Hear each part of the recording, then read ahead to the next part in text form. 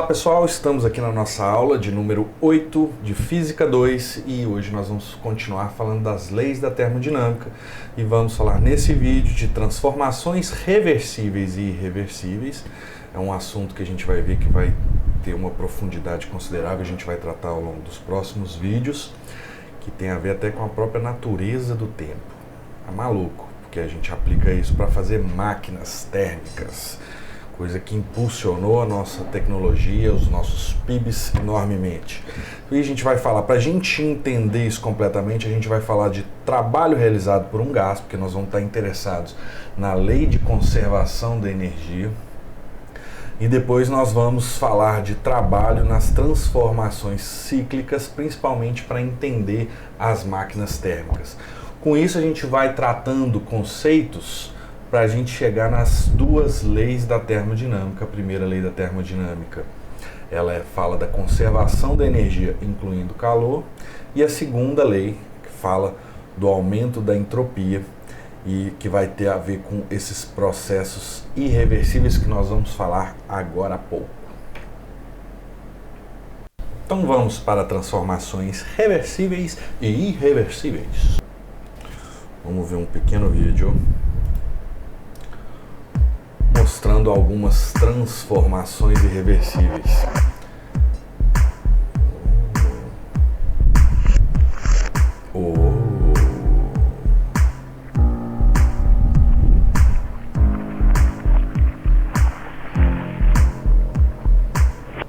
Isso é muito louco, gente, porque nós sabemos que isso aí está rolando ao contrário, né? Será que tem algum vídeo que, se rolasse ao contrário, né? De trás para frente, nós conseguiríamos ser enganados, né? Nós seríamos enganados, nós não conseguiríamos ver que o vídeo estava de trás para frente. Esses são óbvios, né? Que estão de trás para frente.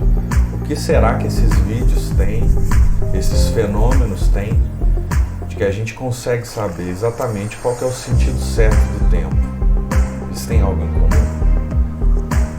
Se tiverem, isso serve para alguma coisa? Que a gente vai tratar nos próximos vídeos. Quer dizer que parece ter um sentido natural do tempo para alguns fenômenos, né? Fica óbvio nesses vídeos. Em algumas reações químicas, coisas envolvendo gravidade. Seria possível fazer isso nesse sentido do tempo aí apresentado no vídeo? Se não, quais as limitações? O que não poderia ficar igual?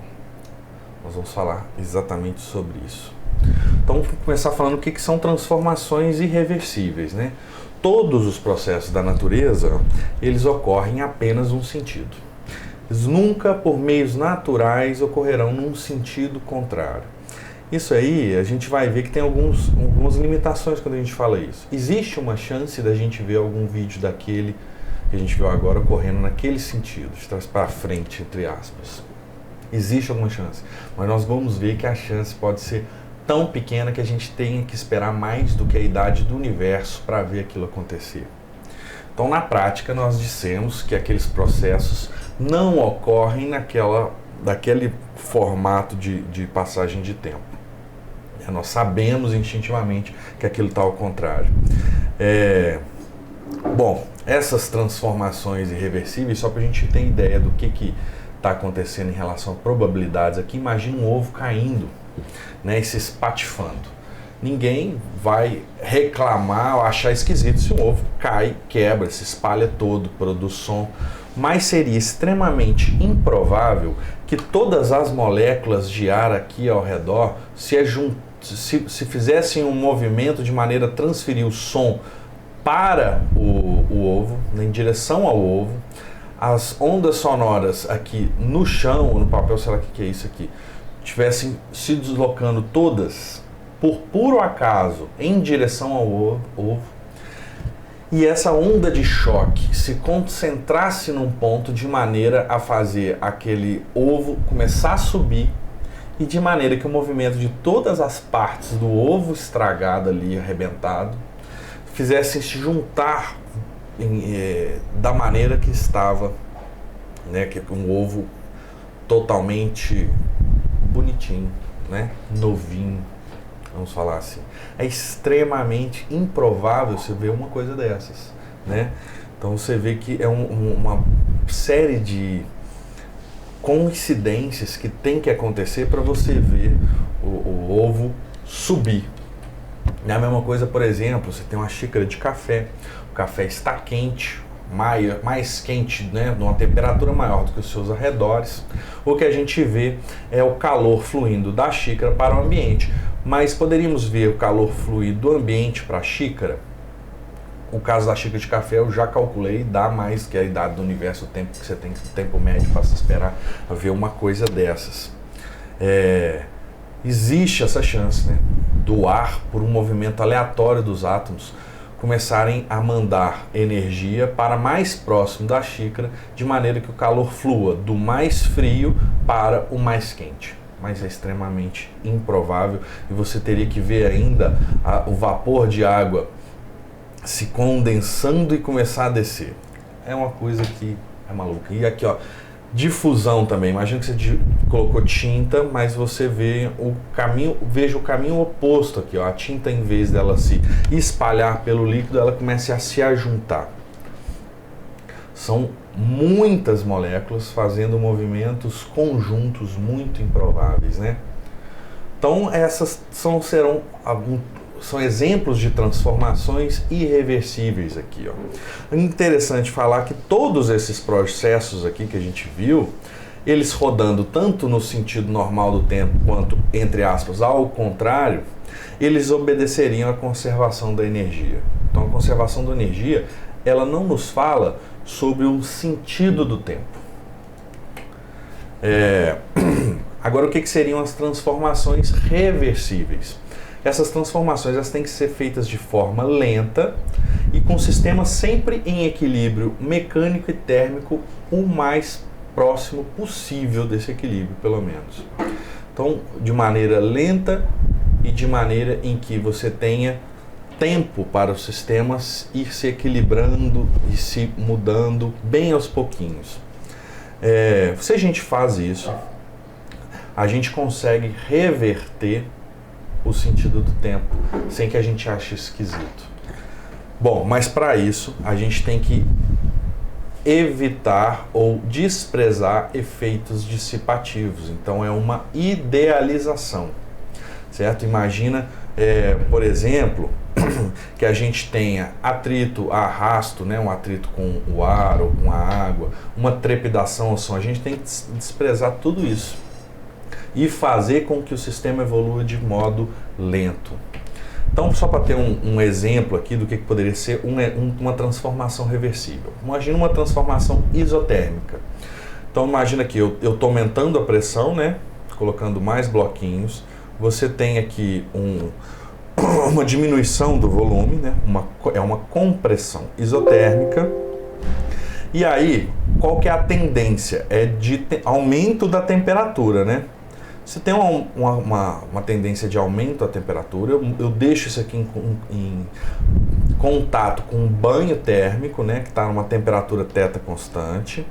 Então eu vou ter fluxo de calor, né, uma transferência de calor do gás para o ambiente ou reservatório térmico que está na temperatura constante. Eu vou fazer isso de maneira muito lenta e desprezando qualquer efeito dissipativo. Então esse êmbolo aqui não tem, por exemplo, atrito aqui, ó, certo? Se eu faço isso nesse sentido, ok. Agora eu posso voltar e olha como vai ficar bonitinho. Agora vamos pensar nesse sentido de tempo. Eu vou tirando bloquinhos bem aos poucos, né? Os bloquinhos teriam que ser muito pequenos. E eu vou tirando eles bem aos poucos, e aí eu vou ter uma expansão, e quando eu tenho essa expansão desse gás, ele tende a diminuir a sua temperatura, com isso vai fluxo de calor no sentido contrário ao que a gente estava falando agora há pouco, e eu consigo chegar de um estado ao outro, sem ficar esquisito no vídeo, sem você pensar assim, esse vídeo está ao contrário. está de trás para frente, certo? Mas para isso a gente tem que desprezar efeitos dissipativos. Existe algum fenômeno que não tem efeito dissipativo? Não existe. Então é uma idealização. Serve para quê? Para fazer conta, para fazer máquina, para fazer as coisas acontecerem, certo? Então aqui está um exemplo de transformação reversível. Vamos ver um outro exemplo.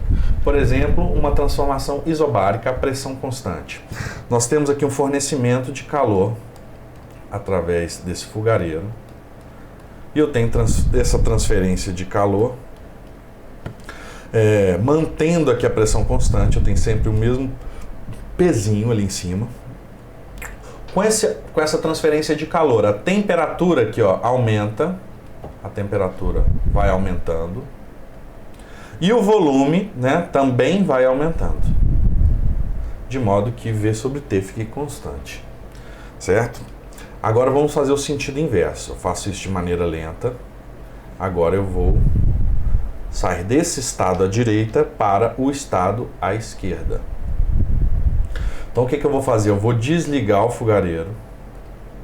E em vez de eu dar calor, eu vou retirar calor. Por exemplo, colocando pedras de gelo ao redor. Mas eu vou retirar calor. Eu vou inverter o sentido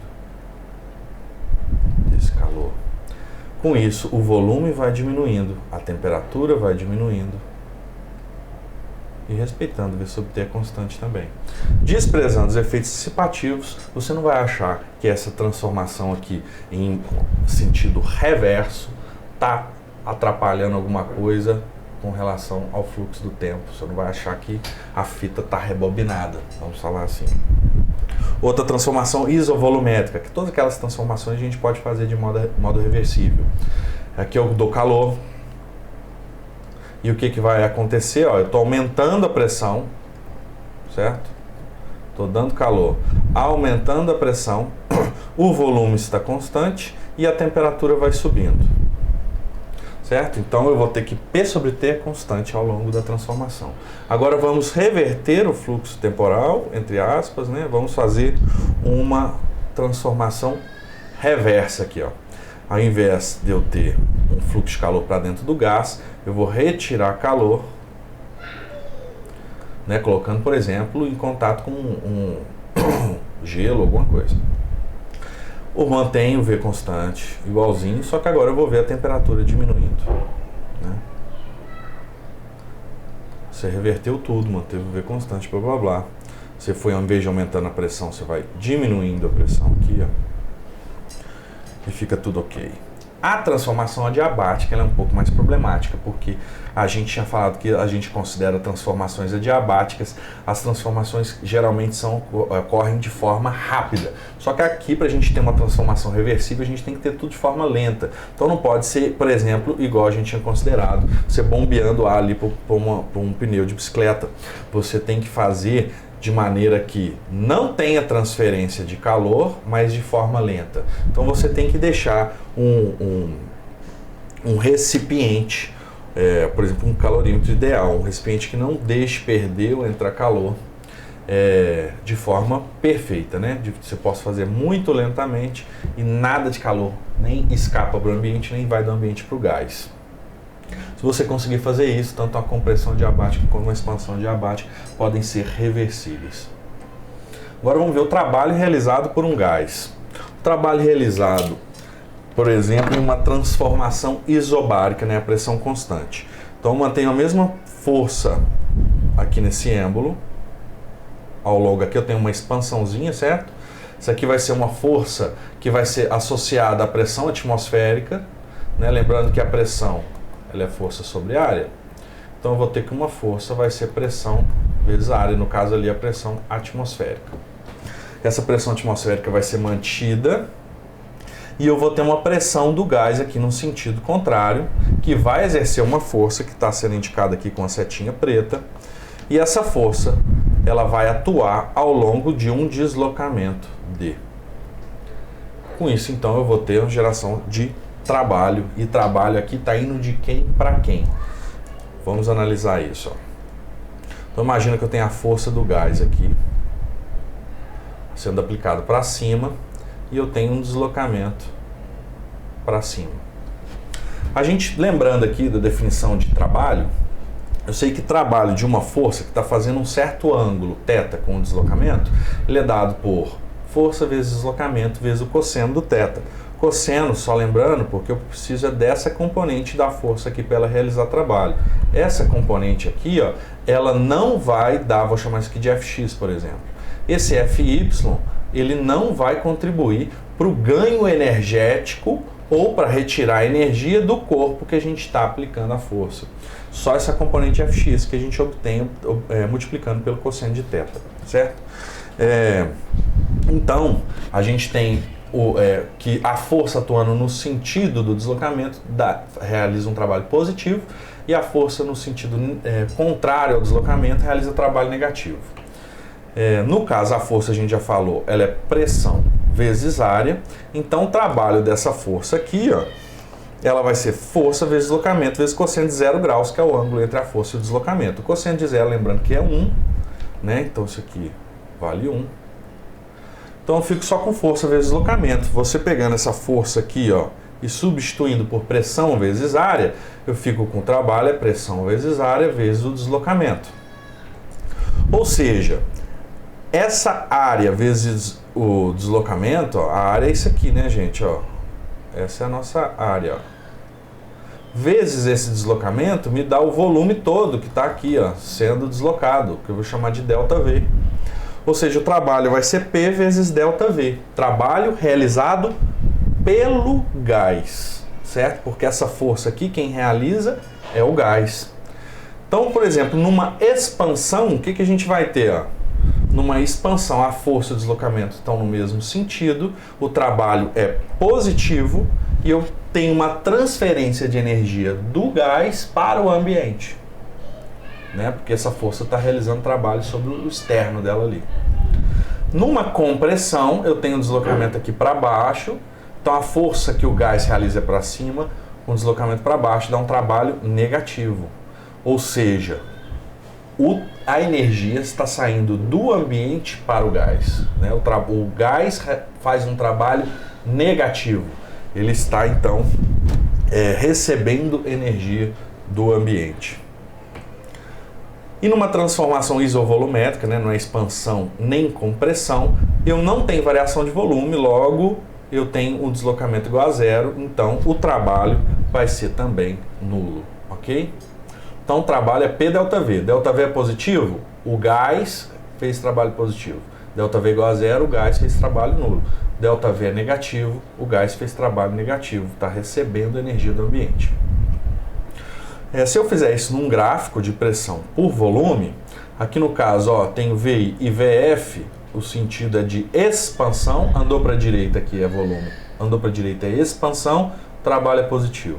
Andou para a esquerda é compressão, o trabalho é negativo. E aqui está isobárico, né? Ó, a pressão fica constante, ok? Se eu quiser calcular qual que é o trabalho, gente, ó, é só pegar essa área. Aqui está a área, ó. Pressão é esse valor vezes o ΔV, P vezes ΔV. E aí vai ficar trabalho aqui é P vezes ΔV positivo, né? É aquela área positiva. Agora aqui é uma compressão, então o trabalho vai ser aquela área, P vezes ΔV, vai ser o negativo da área. Certo? Andou para a direita, é expansão, trabalho positivo, pega a área, positivo. Compressão, andou para a esquerda, a gente pega o trabalho, vai ser a área, só que negativo. Bom, se eu tiver uma transformação que não é isobárica, ó, a pressão varia, certo? Eu vou ter que o trabalho vai ser igual à área também, certo? É só lembrar daquele argumento que a gente já tinha dado, que eu posso pegar aquela figura e separar ela em pequenas transformações isobáricas. Se eu fizer uma repartição em várias transformações isobáricas, para eu garantir de que a área dessas transformações isobáricas seja igual a uma área qualquer, eu faço esses retângulos ficarem muito estreitos, infinitamente estreitos, e aí encaixa perfeitamente.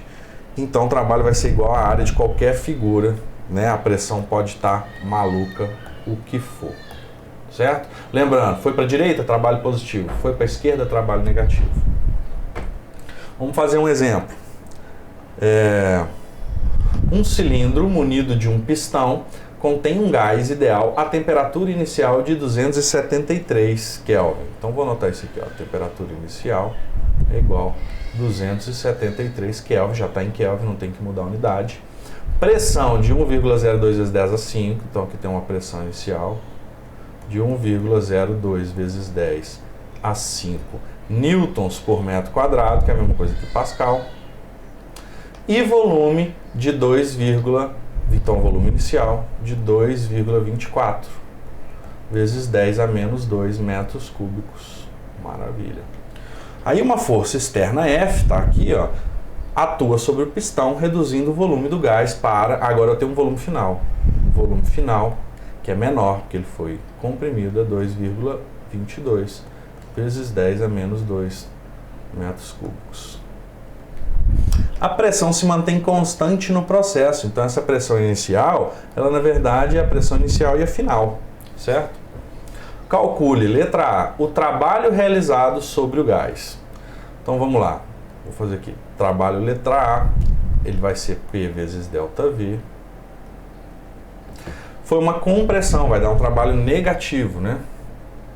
Então o trabalho vai ser, qual que é a pressão? 1,02 vezes 10 a 5. ΔV é o volume final. Qual que é o volume final? Ó, 2,22 vezes 10 a menos 2, menos o volume inicial, 2,24 vezes 10 a menos 2. Ou seja, o trabalho vai dar 1,02 vezes 10 a 5, vezes 2,22 menos 2,24 dá menos 0,02 vezes 10 a menos 2. Multiplicando aqui, vou fazer aqui mesmo para ficar mais rápido. 1,02 exponencial 5 vezes 0,02 exponencial menos 2. Do 20,4, só que negativo aqui, né? Menos 20,4 joules. Esse é o trabalho realizado pelo gás, né? E aí o nosso livro tem uma nomenclatura que eu não acho legal, que é, ele fala que esse trabalho aqui, ó, realizado sobre o gás, ele é negativo. Esse é o gabarito que o livro dá, certo? O trabalho realizado sobre o gás dessa mão, ele é positivo, porque a força está para baixo e o deslocamento é para baixo, certo? Então o livro faz uma confusãozinha aí. Mas quando estiver resolvendo os exercícios dele, então, se for exercício elaborado pelo próprio autor, você considera então que esse trabalho realizado sobre gás é quando é o trabalho do gás com sinal negativo, certo? Letra B, agora. Vou fazer aqui, ó. O trabalho realizado pela força externa. O trabalho realizado pela força externa, ele é igual ao trabalho realizado por gás, só que negativo do trabalho realizado pelo gás. É 20,4 joules, que a gente acabou de falar.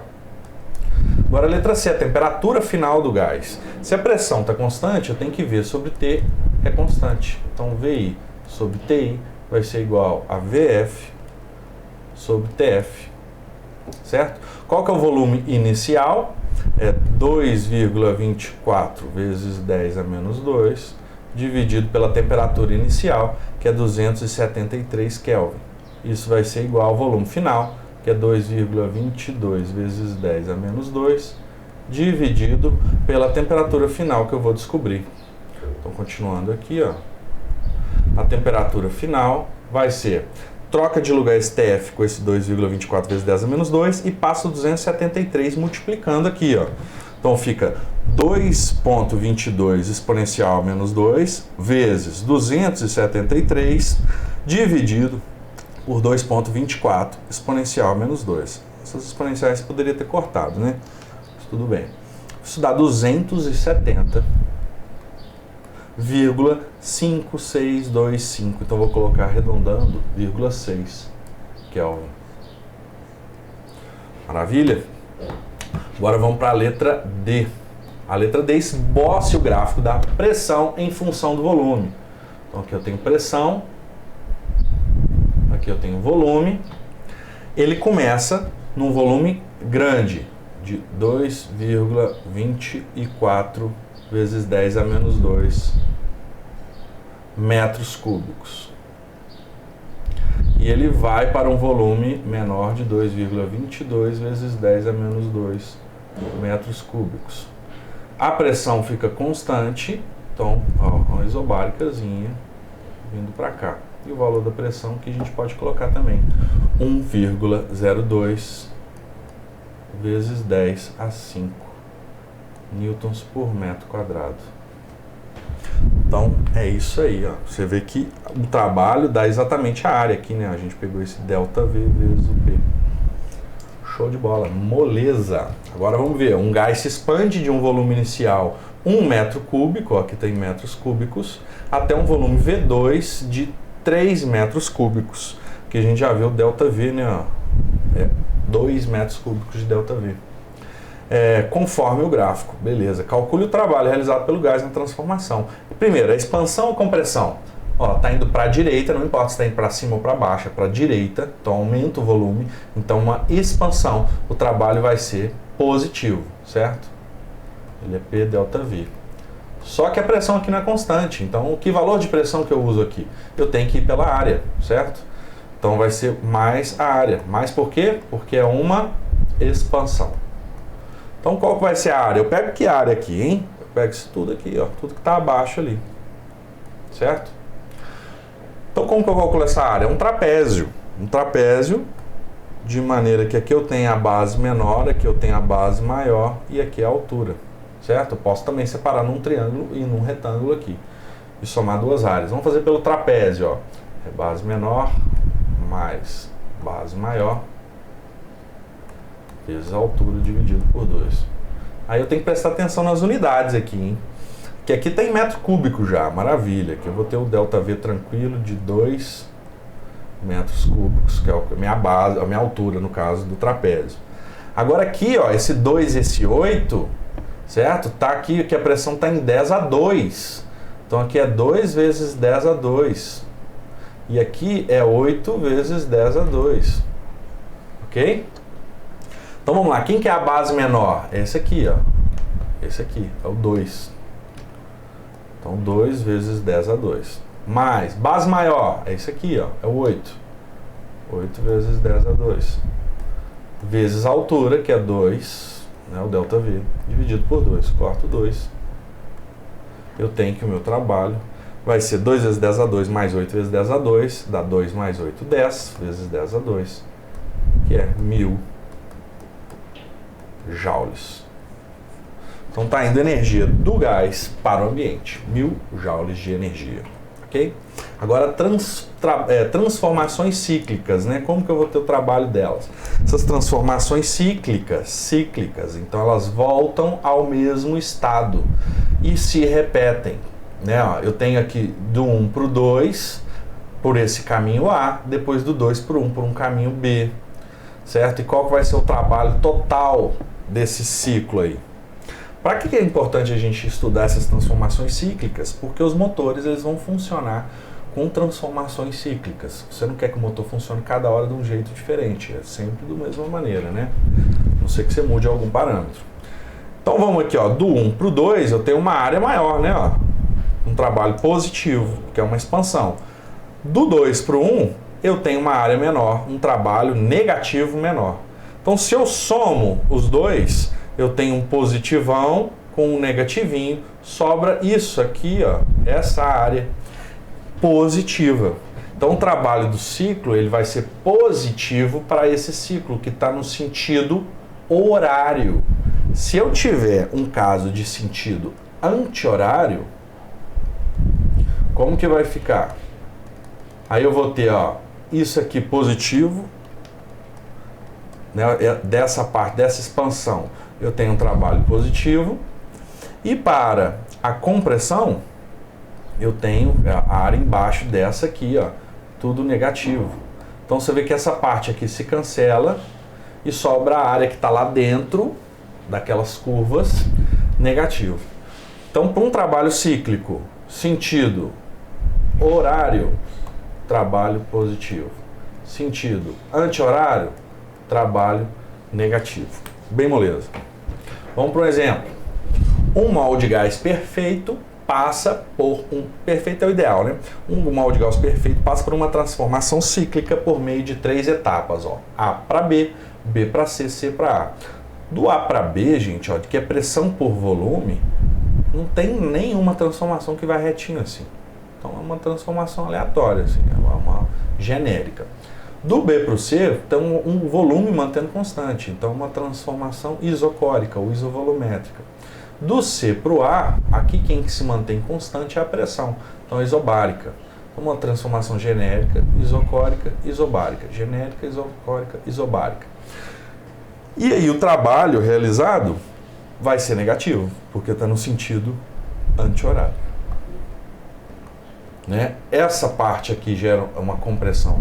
Isso tudo aqui negativo, ó, todo isso aqui negativo. E essa expansão isobárica é positiva, vai cancelar ali e vai sobrar só aquele meiozinho negativo. Beleza, aí deu o valor do R, 8,3 joules por mol Kelvin, letra A. Qual o trabalho realizado sobre o gás no ciclo? Aí ele fala sobre o gás porque o trabalho realizado pelo gás vai dar negativo, né? Então vamos lá, o trabalho vai ser menos, aí eu vou pegar aquela área eu vou precisar aqui da base do triângulo e da altura do triângulo. A base do triângulo dá 1, só que 1, a 2 menos 1, 1 litro. Que aqui tem litros, ó. Mas eu não quero em litros, porque aqui tá, ó, joule por mol Kelvin. Eu estou nas unidades do sistema internacional, tem que passar de litro para metro cúbico. 1 litro são quantos metros cúbicos? É 1 milésimo de metro cúbico. Só lembrar que 1 metro cúbico são 1000 litros. Então 1 litro é 1 milésimo de metro cúbico. Agora, para a pressão aqui, ó, foi de 7,5 até 9,5, mas aqui está 10 a 5 newtons por metro quadrado. Então 9,5 menos 7,5 dá 2. 2 o quê? 2 vezes 10 a 5 newtons por metro quadrado. Agora está tudo nessa maravilha. Então o trabalho vai ser menos aquela área, que é base, vezes altura, dividido por 2, que é o triângulo. Então vai dar menos, aqui eu cancelo 2 com 2, ó. Aqui é um 10 a menos 3, 10 a menos 3 com 10 a 5 dá 10 a 2. Então menos 100 joules, ó. O trabalho que o gás realiza é negativo, então vai a energia do ambiente para o gás. Ó, desculpa, do gás para o ambiente. Tô doido. Do ambiente pro gás, tô louco. Tô viajando aqui na batatonese por causa dessa confusão aqui, ó. O trabalho realizado sobre o gás é positivo, né? Mas aqui o nosso livro coloca todos os gabaritos negativo. Então aqui na verdade ele está querendo realizado pelo gás. Letra B. Calcule a temperatura do gás no ponto C. Agora beleza, gente. Eu tenho a temperatura em algum lugar para fazer uma comparação? Não tem. Mas por sorte a equação de Clapeyron, PV é igual a nRT, já tem tudo aqui, ó, porque já disse que é 1 mol. Então N é igual a 1. A pressão, eu tenho o valor da pressão aqui, ó, no ponto C, é 7,5 vezes 10 a 5. O volume é 1 litro, ou seja, 0,001 metro cúbico. O R eu tenho 8,3 e eu acho a temperatura. Então, ó, pressão 7,5 é ponto C, hein? 7,5 vezes 10 a 5 vezes o volume. 10 a menos 3, vou colocar assim, é igual a N, que é 1. O R, que é 8,3 vezes o T. Isolando o tempo aqui, ó, a gente fica com 7,5 exponencial 10 a 3 com 10 a menos 5 vezes 10 a 5 vezes 10 a menos 3 vai dar um 10 a 2. Eu vou pôr direto, dividido por 8,3. 90,36. Então vou pôr 90,4 Kelvin. É a temperatura do ponto C. Vou ficar fácil, eu acho a temperatura em qualquer ponto aqui, ó. Só usando PV igual a nRT. Agora vamos para a letra C. Caracterize as 3 etapas citadas. As 3 são de A para B, de B para C e de C para A. De A para B, eu tenho uma transformação genérica. Eu não tenho um nome para essa transformação. É uma transformação genérica. De B para C, eu tenho o volume sendo mantido constante aqui, de 1 litro. Então, é uma transformação isovolumétrica ou isocórica. E de C para A, eu tenho a pressão mantida constante, então é isobárica. Eu mudei um pouco o tamanho da minha imagem, eu não sei do C para o A se vai ficar comendo um pouquinho. Mas de C para o A, isobárica, pressão constante. É isso aí por agora, é só. Um grande abraço!